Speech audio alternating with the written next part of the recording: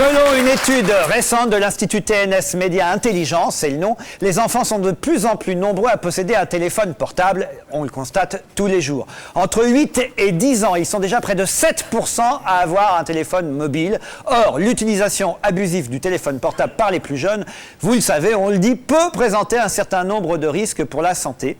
C'est pourquoi l'Association française des opérateurs mobiles vient de sortir un guide pour conseiller les parents sur un usage responsable du téléphone portable, particulièrement par les enfants.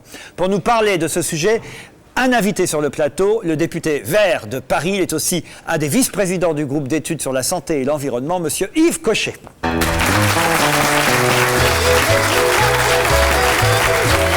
y arrive. Bonjour, bienvenue. Merci d'avoir accepté notre invitation, même si ça n'a aucun rapport avec votre livre Pétrole Apocalypse chez Fayard. Encore que peut-être qu'on pourrait trouver un rapport. C'est de toute façon la défense de la nature, de l'environnement et de la santé. Absolument. Il y a beaucoup d'ailleurs de rapports entre santé et environnement. Quand l'environnement va mal, la santé va mal.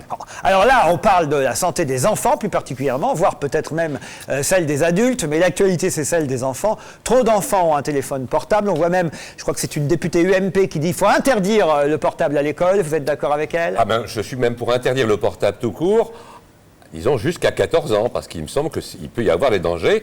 Alors, pas simplement pour les enfants entre eux, mais éventuellement pour leur santé plus tard. C'est-à-dire, quand ils seront adultes, ils seront peut-être handicapés parce qu'à l'époque où vous étiez enfant, à 6 ans, à 8 ans, à 10 ans, ils ont eu des problèmes de l'oreille interne parce qu'ils ont trop utilisé le portable. Mais ça, on en est sûr? Non. Il y a une controverse scientifique sur la dangerosité des portables. On ne sait pas très bien, ni sur les adultes, ni surtout sur les enfants, si c'est vraiment très dangereux ou un peu dangereux ou pas dangereux du tout. Alors, le principe de précaution dit, quand il y a une controverse, mais qu'en même temps, il y a un risque, parce qu'on a l'impression, on a vu, par exemple, dans le Pas-de-Calais, on a vu à Tulle, récemment en Corrèze, des enfants qui avaient des cancers, des tumeurs cervicales, qui étaient parce qu'ils ont utilisé des portables ou bien parce qu'ils habitaient ou leurs écoles étaient pas très loin d'antennes relais. Il y a plein d'antennes relais. Donc le principe de précaution dit, il y a une controverse d'un côté, il y a une menace de l'autre, agissons. Et agissons, ça ne veut pas dire n'interdisons tout. Ça veut dire faisons d'autres études scientifiques afin qu'on ait à peu près, disons, la certitude de l'innocuité des téléphones portables. Ce qui n'est pas encore tout à fait démontré. Vous dites ça, mais agissons, c'est aussi faire peur aux gens, les effrayer, attention, danger, vos mômes vont tous crever s'ils prennent un téléphone portable. Là, vous êtes très extrémiste. Oui, mais c'est un peu ce qu'on essaye de nous faire passer comme message. Pas du tout. Moi, j'ai lu le bouquin que vous avez dû lire du comédien Rufus sur les dangers de la téléphonie mobile. Et je conseille à tout le monde de lire ce bouquin parce qu'il est à la fois amusant et informatif. Je prends un exemple. Est-il exact que les cigognes qui faisaient leur nid à côté à l'occasion d'antennes désertent leur nid et n'arrivent plus à y faire des petits à côté? Premier point. Est-il exact, c'est ce que dit Rufus, que les compagnies d'assurance disent qu'elles ne veulent plus couvrir les risques de l'amiante, ça on comprend, et de la téléphonie mobile. Donc c'est formidable. Il faut que les gens sachent que les compagnies d'assurance mettent la téléphonie mobile au niveau de l'amiante pour ne pas couvrir les risques. Oui, c'est exact ce que raconte Rufus là. Et on peut dire que, disons, les assureurs, c'est pas des écolos philanthropes. Des gens qui comptent les sous. Et donc, il y a certains risques qui ne veulent plus assurer. La téléphonie mobile, vous avez raison, l'amiante, parce que maintenant, ça va coûter très cher. Et les OGM, c'est pareil, parce qu'on ne sait pas le risque qu'on court. Et c'est là que, justement, il y a une controverse. Donc, principe de précaution. Les assureurs, on n'assure pas. Donc, ça veut dire que c'est les gens qui sont les victimes qui vont tout payer. C'est un peu dommage. C'est une question d'ondes, j'imagine, c'est ça? Oui. Alors, quand on a la télé, on a aussi des ondes qui arrivent. Regardez ici, il y a plein d'ondes simplement parce qu'il y a beaucoup d'électricité. L'électricité elle-même fait ce qu'on appelle un champ électromagnétique et donc ça dégage des ondes. Simplement, je ne veux pas faire le techno ici, mais ça dépend à la fois de la puissance de l'émission et d'autre part de la fréquence de l'émission. L'émission a une très forte puissance. Et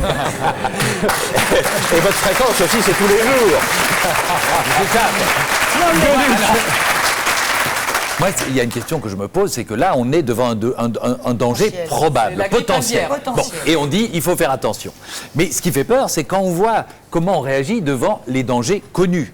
On sait que la bagnole nous empoisonne l'air des villes, et il y a encore des gens qui disent on s'en fout. C'est encore pire que ça, excuse-moi. Aujourd'hui, j'ai beaucoup plus peur pour mes enfants parce qu'il y a de la drogue qui circule dans tous les lycées. Et vous le savez, ça, c'est pas un secret d'État.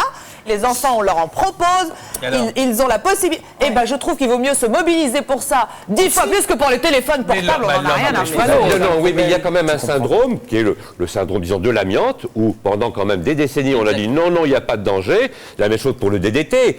C'est même, on pourrait, disons, dire que c'est le syndrome du sang contaminé aussi, où on ne veut pas reconnaître qu'il y a eu des erreurs du fait de la sous-estimation du danger, et qu'après, ça vous coûte à la fois des milliards d'euros, mais aussi surtout des centaines de vies, quoi. C'est ça le problème.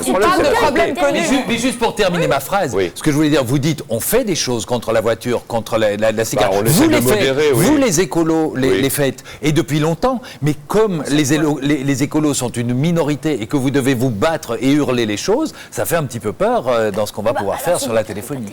Voilà, vous avez raison. Si vous voulez faire des campagnes électorales avec nous, Philippe, vous pouvez venir. On a déjà pour ça.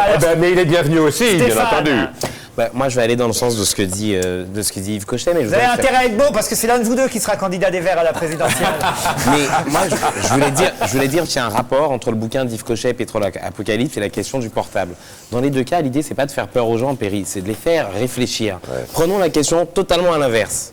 Quel est l'enjeu de société si important qu'il faudrait absolument que les gamins avant 14 ans aient un téléphone portable? Enfin, on a quand même vécu pendant des années sans que les enfants aient des téléphones portables et ça fonctionnait très bien. Donc face à un danger, même s'il n'est pas avéré, je dis simplement, faisons attention, on n'en a peut-être pas absolument besoin. Nos gamins ne sont peut-être pas obligés, avant un certain âge, d'être suspendus à un téléphone. C'est même pas le principe de précaution, ça s'appelle du bon sens. Je suis d'accord. Un peu. Et ben, c'est ce qu'il raconte. Mais je trouve que dès qu'un enfant se déplace seul, en ville, eh ben, c'est bien qu'il ait un téléphone. Aujourd'hui, les mômes sont sollicités beaucoup plus qu'avant dans la rue. Et ils sont protégés avec leur téléphone portable. Tu penses je pense que oui. En tout cas, les parents sont rassurés. Ils se le font piquer. Alors moi qui n'ai rien dit, je crois justement que je vais revenir à la carte téléphonique. Il y en a à tous les arrêts de bus. Maman, je suis là, est-ce que je peux rester chez ma copine 1 heure? Et voilà. Et c'est moins d'emmerde, pas de danger pour la santé, et c'est plus économique. La petite carte à plus. Sérieusement, le premier combat, c'est pas plus contre les antennes relais que le téléphone? Alors, il y a les deux. Il y a le téléphone et puis les antennes aussi. Et donc, le problème, c'est plutôt, dans l'antenne, c'est le faisceau. Vers quoi est dirigé le faisceau, quoi. Il ne faut pas que ça vienne directement dans votre appartement ou dans votre école. Il paraît même, alors je ne sais pas si c'est vrai, mais c'est dans le bouquin de Rufus en tout cas, que certains opérateurs mobiles connaissent à ce point le risque que leur propre antenne relais au-dessus de leur building à eux émet des ondes beaucoup moins fortes que les antennes relais qui sont ailleurs. Est-ce que c'est vrai? Là, je ne sais pas. Non, ça paraît dingue si c'est vrai. Il vaut mieux avoir un peu plus d'antennes, c'est pas très beau, mais moins puissante que moins d'antennes, mais assez puissante, parce que là, on en prend. On dit ça, et en même temps, on est tous les premiers à râler quand ça passe pas, en disant mais comment ça se fait, je suis ici, en plein cœur de Paris, ça passe pas. Et on en voudrait partout des antennes relais. Laurent, on peut donner 2 conseils dans cette émission qui servent. Premièrement, utilisez toujours une oreillette. Et deuxièmement, quand vous avez moins de réseau, ce qui arrive, vous avez moins de petites barres, ne téléphonez pas. Parce que moins vous avez de barres, plus les ondes que vous recevez sont puissantes. Je t'assure. Ah oui, ça c'est téléphonez. Absolument. Donc téléphonez lorsque vous avez toutes vos barres et faites attention de ne pas téléphoner quand on en a juste une. Absolument. Signalons quand même ce petit guide, Votre enfant et le téléphone mobile, un guide à l'usage des parents, et c'est l'Association française des opérateurs mobiles qui publie ce guide avec la collaboration d'un psychiatre et psychanalyste. Il est bien fait ce guide ? Oui, maintenant c'est quand même les opérateurs, donc il faudra avoir un contre-guide. Demandez là aussi à que choisir. Voilà ce qu'il y a dans ce livre sur la santé. Voilà, là nous on vient d'en parler pendant X minutes. Eux, c'est le même problème. On nous dit alors il y a des études de fait, mais ce sont eux qui les financent les études. Alors on a du mal à y croire. Le problème c'est l'indépendance de l'expertise. C'est un problème général en France pour toutes les applications industrielles. Mais alors il faut aller voir ailleurs, justement. Par exemple en Grande-Bretagne ou en Europe, il y a des experts.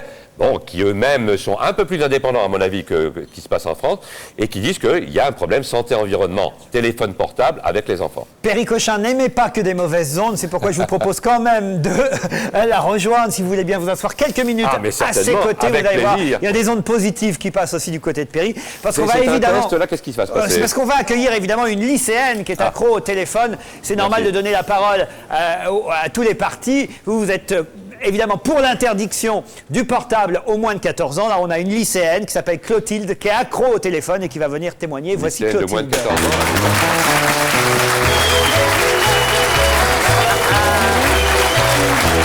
Super bien.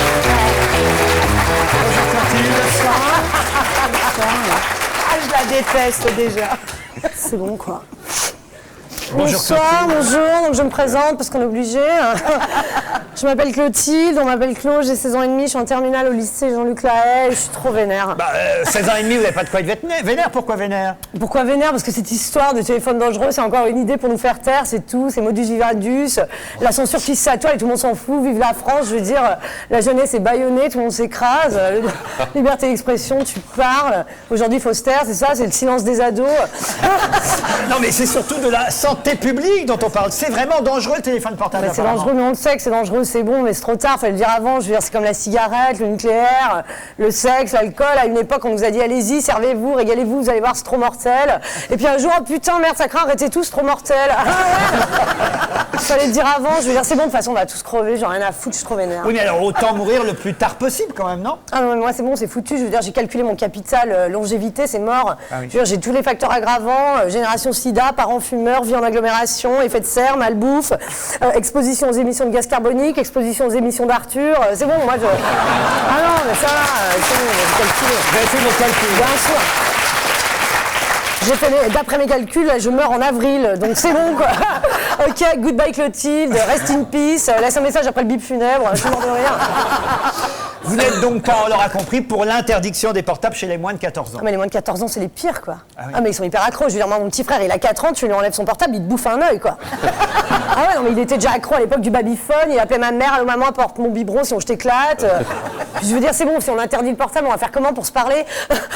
On va quand même pas se mettre à discuter en tête à tête, ça va, je veux dire, on n'est pas chez Gérard Miller, c'est bon, quoi. Vous pourriez quand même apprendre à vous en passer un tout petit peu du Ah téléphone. mais non, mais c'est bon, je veux dire, interdire le portable, c'est mener à la violence. Ah oui. Je veux dire, par exemple, dans les cités, si ça se trouve, ils n'avaient plus de réseau, ils ne pouvaient plus se parler, ils n'avaient plus de forfait, du coup, ils ont été obligés de brûler des bagnoles pour s'envoyer des signaux de fumée. Donc, je veux dire, ah non, mais c'est de la communication, c'est un appel au secours.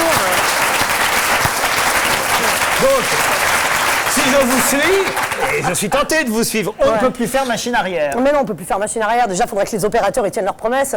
Je veux dire, par exemple, ils ont interdiction de mener des opérations de marketing envers les enfants. Je veux dire, qui c'est qui sponsorise la Starac? Je veux dire, faut regarder, quoi. Et ce pauvre Nikos, il va faire comment? Si les gamins ne peuvent plus téléphoner pour voter, il va dire quoi? Pour Pascal, envoyer un télégramme. Pour Jérémy, envoyer un pigeon voyageur. Pour Magali, envoyer du riz. Je suis mort de rire. Allez, c'est bon, je me cache. Mais c'est pas rigolo. C'est bon, ça. Florence Foresti, bravo.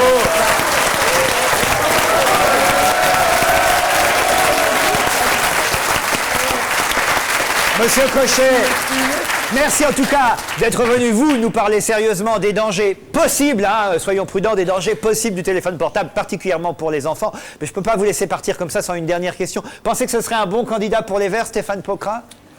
Je pense que je serai un bon candidat pour les Verts. Pas mal, pas mal. On vous remercie, merci. Monsieur